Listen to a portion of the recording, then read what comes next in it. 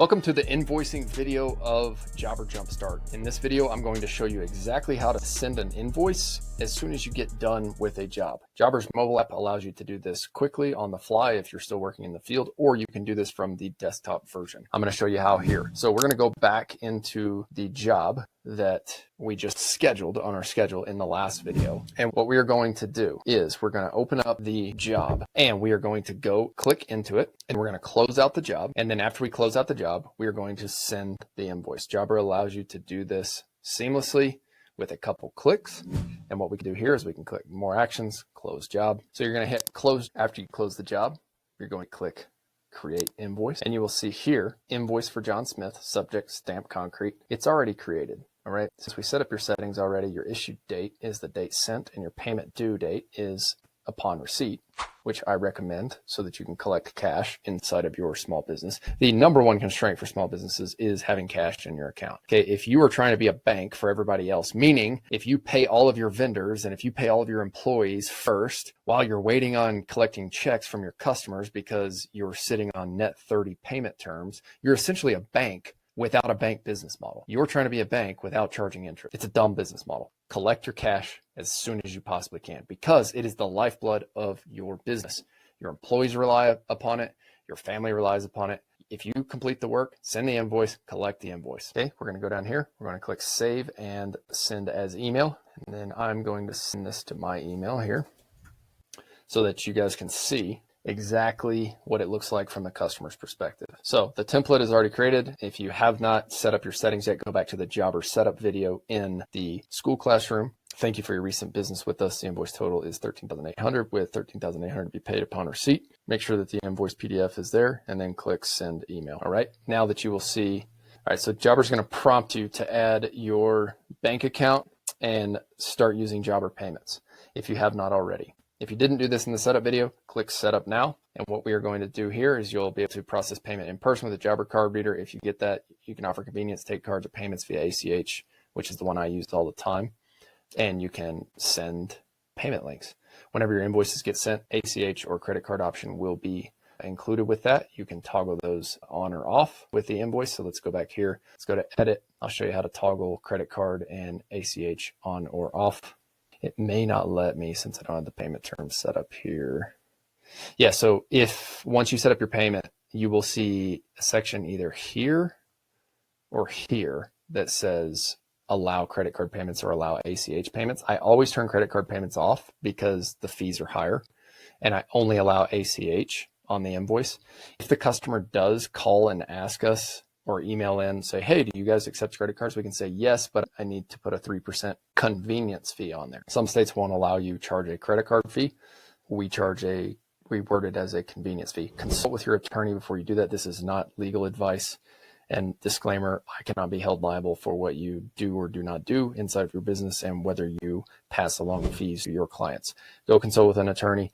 Talk to your state, figure out your state laws. Every state has a different law for it. I turn that off to eliminate the option for most people. Most people are fine paying with ACH. And as I've mentioned before, I'm happy to pay the 1% ACH fees to eliminate the running around and chasing checks. Once you realize how long you actually spend running around and meeting people or going to the mail, going to the post office, the headache of just going around and picking things up is taking away time that you could be spending on marketing and sales or optimizing your operations, which those three things are the highest leverage things that you can do in any business to grow it. So the more admin, like BS, little knick-knack tax that you're doing, like chasing checks, picking up things, running to the bank, doing deposits. You may say, yeah, Austin, it only takes like 2 minutes to pick up the check. How long does it take you to drive from your house to the post office? Or if you receive mail at your house, that's great. How does it take you to go out to the mailbox, pick up the mail, come back in, open the mail, open up your phone, do the deposit? Some of you are like, oh, I can just deposit checks on my phone.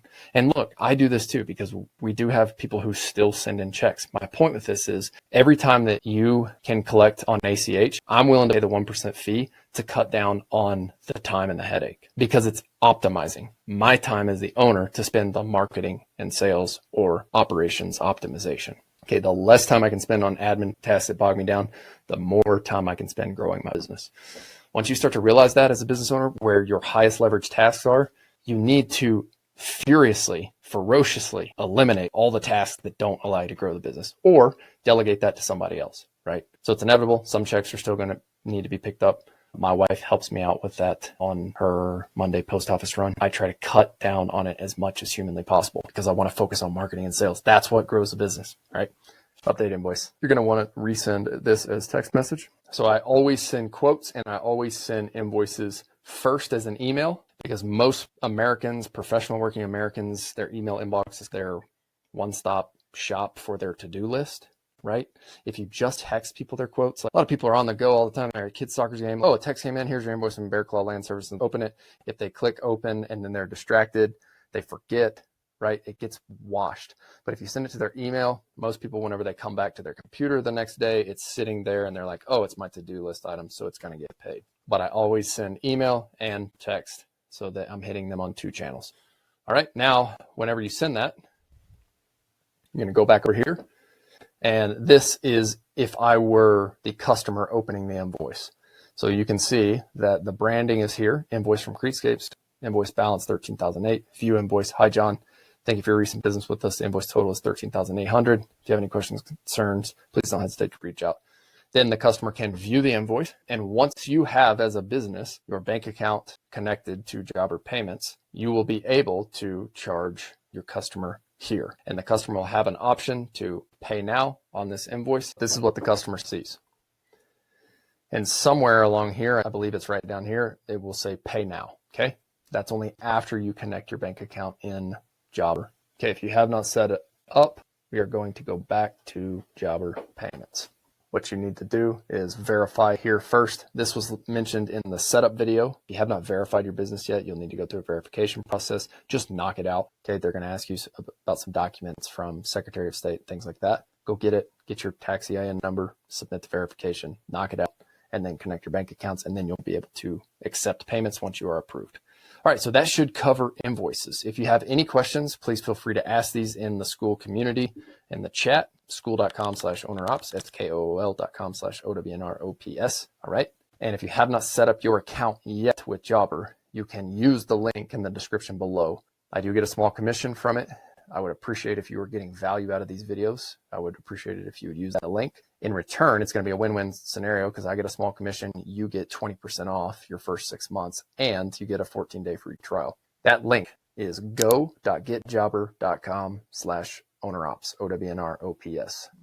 I hope this video has been helpful, and I hope this series around setting up Jobber helps you set up a system inside of your business. If you've never implemented a software system before, this is going to help you become more efficient. So now that you have that set up, we are going to jump into the most fun piece about this video training series, which is the Facebook flywheel. I absolutely love running Facebook ads. They change the course of my business. And if you are running a high ticket service business like land clearing, landscaping, hardscaping, driveway grading, anything that is high ticket, $5,000 or more, Facebook ads, when filmed and launched correctly, can pour gas on your fire. I'm really excited to jump into the next section. So make sure that you have everything set up here in Jobber, because once we start pouring gas on your fire with Facebook ads, you're going to be getting leads, and we want to make sure that you have a way to track those leads. Because if you go spend money on Facebook ads and you don't have a way to track it, if you're just trying to do it in your head or with pen and paper or on the notes section in your phone, you're going to be flushing money down the drain. I can guarantee you that.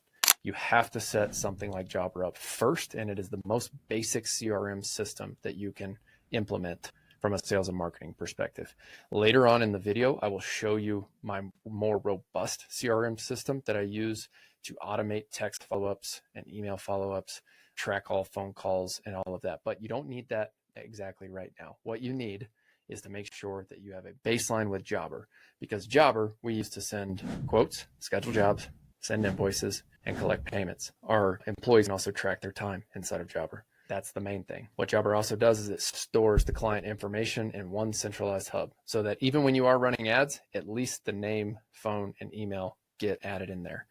Even though it can't send automated text follow-ups for new leads, our more robust CRM system can.